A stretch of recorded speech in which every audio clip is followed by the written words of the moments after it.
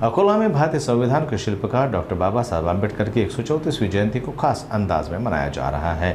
शहर के पुराने bus stand परिसर में 18,000 स्क्वायर फीट की भव्य रंगोली बनाई गई है, जो सभी के लिए आकर्षण का केंद्र बनी हुई है।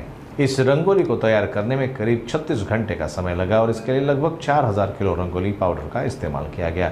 रंगों से बनी यह भव्य रचना सामाजिक समरसता और आम्बेडकर जी के विचारों को समर्पित करती है।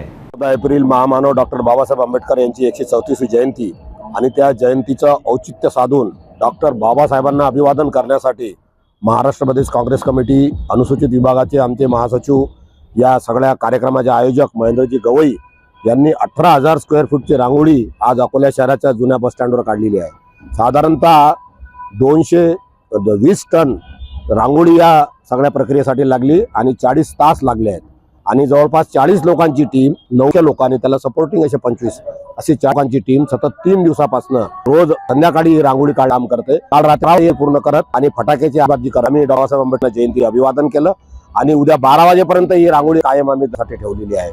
सर्व या नागरिक बाबासाहेब करणारे विनंती आहे की त्यांनी एकदा ही जी अध्यापक संघाची कलाकृती आहे याचं दर्शन घेण्यासाठी जुन्या बस स्टँड अकोला येथे यावं।